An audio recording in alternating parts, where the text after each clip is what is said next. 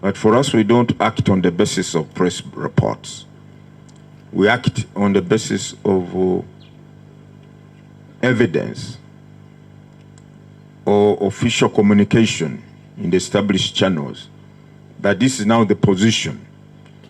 And thereafter, that's when we can see how to implement the outcome of this instruction or communication in the context of the ongoing activities of the roadmap for the 2025-26 general elections. So apart from it being a media reported matter, the Electoral Commission does not have, as of now, the requisite communication or correspondence on the matter, and therefore cannot act on the basis of what has been reported widely in the media. When we get that communication, we shall notify the country on the way forward. On the issue of the numbers of members of the various political parties being over and above the total number of citizens in the country, I think that question should be put to the political parties. Are these numbers of yours authentic really or not? But for us, we do not go by on the basis of the numbers of the members of the registered political parties. Ours is a register of citizens of 18 years and above who are willing to participate in the electoral process. The political parties can register people who are not even registered voters. They are their members. But for us, what we're interested in is X or Y or Z registered voter on the NVR or not.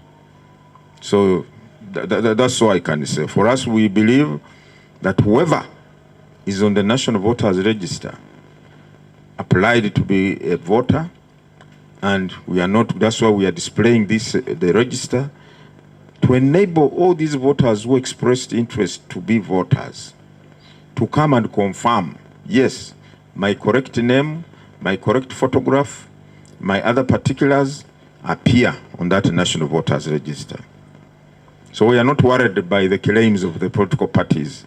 Philip, they don't worry us at all. You realize that we have not given you the number of voters because at the moment, the issue of numbers of voters is fluid.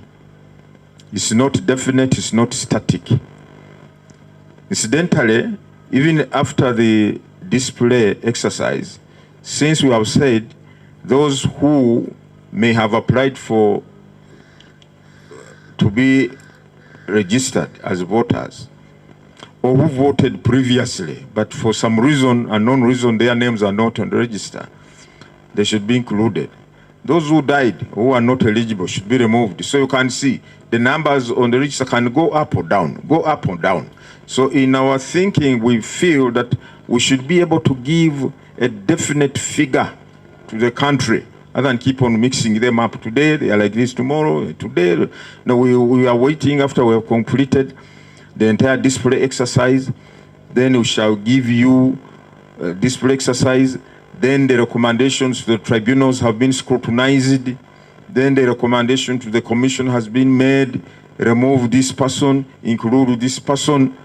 Then we shall give you the actual figure, the final figure of the standing of the NVR.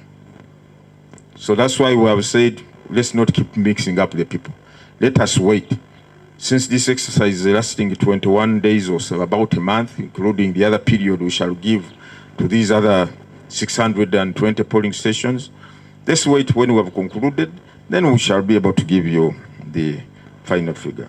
The possible change in the program. Because nothing is static, apart from Article 61, Clause 2. That one is static, doesn't change. But for these other activities and programs which are administrative, although they have a statutory aspect on them, we always create some room because in case of some exigencies, and we are required to adjust the time as it did during the update when there was justification for adjusting or increasing the number of days on account of the faulty registration kits that we were using. So it became imperative for us to adjust the date.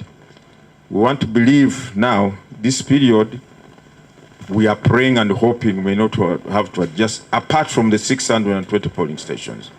Why? Because we are time is running out. We are supposed to have, I think, the first round of these elections for the special interest groups around June. So that's why we are hoping that this matter will be concluded in time. Now, for those 98% polling stations whose registers are available for display beginning today, we want to appeal to the voters and stakeholders, please go and check on your particulars. Go and check on your particulars. We will not be able to extend the time for display of the register in those polling stations constituting 98.4% polling stations whose registers are ready and have been dispatched to those polling stations. Now for the 620, as I said, we are working around the clock to ensure that this display begins as soon as possible. And when we set the period also, we don't anticipate to extend that period. But I want to assure you that our programs are still on course. They are not affected or impacted by these adjustments we have been making. And we believe that the people and the stakeholders working hand in hand with the Electoral Commission, we shall be able to pull off this last act on ensuring that we have a credible voters register. Fine, now on the elections for administrative units, that is LOC1, LOC2, and women councils or committees elections. We informed the country, I think, previously, or when we appeared before the Committee of Parliament, that I think government took a position that these elections should take place in 2026 after the general elections in Article 61, Clause 2. We accordingly presented a budget for those elections, combined elections, which will take place, was supposed to take place in the financial 2025-2026. We hope that the funds will be availed. We've been assured funds will be availed in the budget for the next financial year. When we have gotten the funds, then we shall be able to inform the country on the program regarding those elections. But they will not take place in the same period of the general elections under Article 61, Clause 2. We shall first conclude those general elections, then thereafter we arrange for or organize the elections for LOC1, LOC2, as well as women councils and committees.